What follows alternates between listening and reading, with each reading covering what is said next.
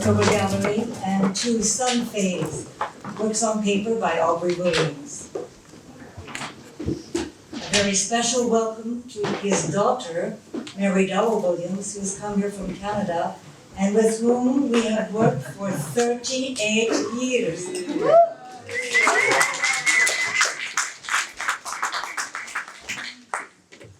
Aubrey Williams came to the UK from Guyana in 1952, age 26.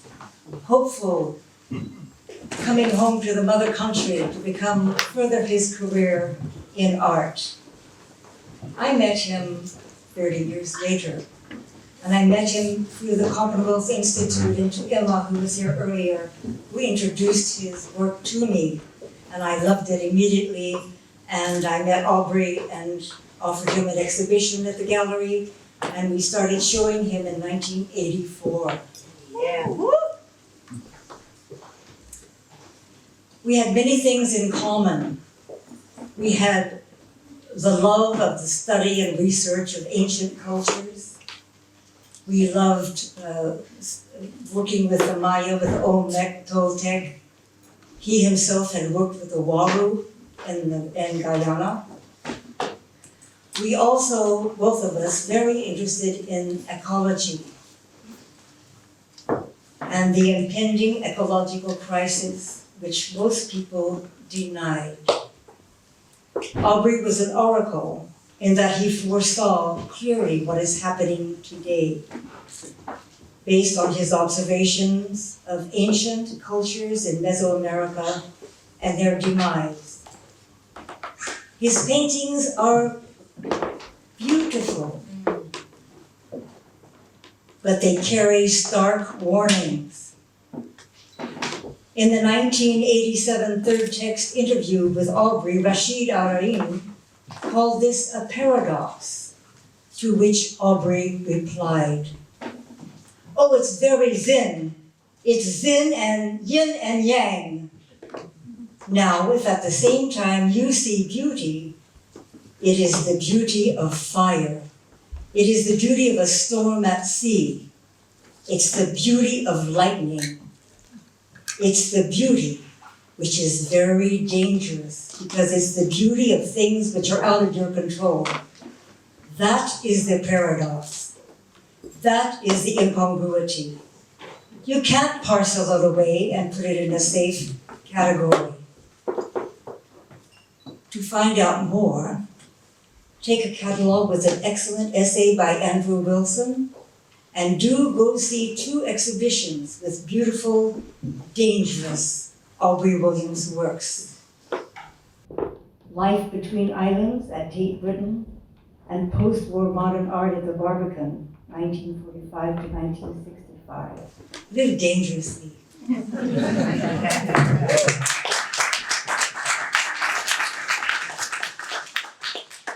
I'm just giving you a few notes from the artistic director's point of view. To me, it's such a magical exhibition.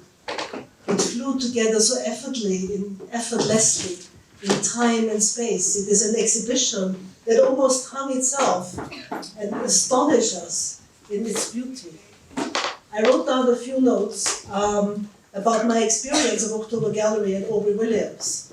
So when I joined the management of the gallery in 1987, after concluding my own exhibition here, I soon found myself working on the exhibition Aubrey Williams, New Works on Paper, for which I wrote a press release, and which would have focused on work created in the 1980s. Having come from the Royal College of Art, I became familiar with the words Waru, Arawak, and Carib, which have remained firmly ingrained in my mind. This today, 35 years later, is the second exhibition devoted entirely to works on paper. Just think, 35 years in between those 2 moments. During last summer, we had the great pleasure and also labor to select the works for this exhibition from a very wide range of paper works. And it's really fantastic to see them on the wall now, framed, and they surprise us with their power of color and form. On the wall behind you, you see works from the 80s, including some of Aubrey Williams' last works he painted in 1989. I vividly remember visiting Aubrey in his studio at that time to select works for that forthcoming exhibition which took place in 1990, and which you can find a record of in the Grey Catalogue on the front desk. Behind me you see works from the 80s, which have wonderful brush marks and colour. Aubrey himself was such a great artist, a great human being, and a wonderful painter. And the words I most remember him saying are, "Elisabeth, paint, paint, paint." And we're so very honored tonight to have the director of Tate Britain, Alex Farquharson.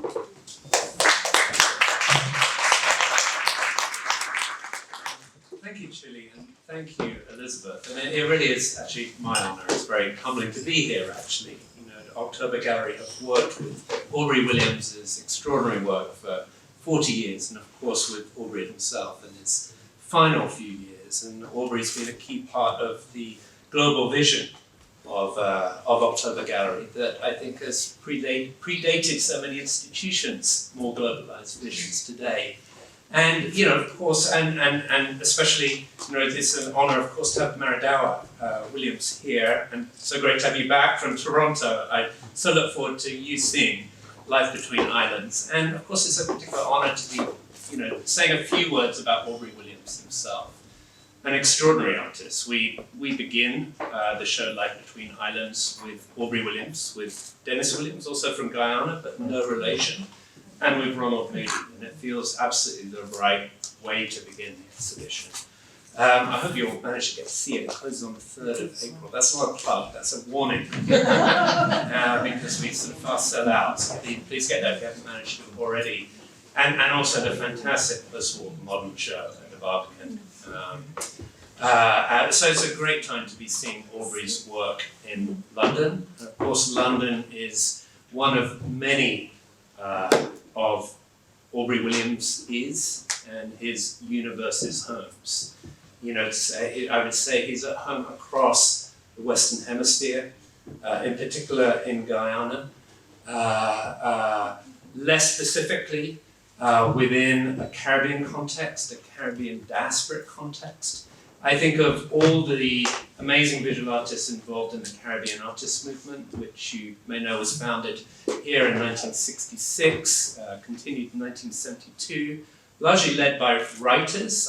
He felt like the leading visual arts voice, and a really philosophical voice. And you see that, I think, from the interest that the Caribbean British writers, such as Wilson Harris from Guyana, Kama Brathwaite, Barbados, Yan Carew, am I right in saying Guyana, showed in his work.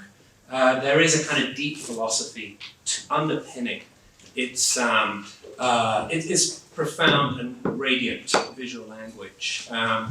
You know, 5960 feels foundational to his work. It's when he had his first exhibitions at the New Vision Centre here in London, and you know, as Gillian and Elisabeth have already said, that breakthrough was made possible, perhaps surprisingly, by his encounter with the Waro people in the Amazonian interior of Guyana, where I understand he was kind of sent in exile by the government because he is considered too much of a troublemaker as a civil servant agronomist on sugar plantations, organizing with workers. But you know, through that, if you like, accident, came this encounter with the art of Guyana's first people, and with that, I think a correlation he was making with his own heritage,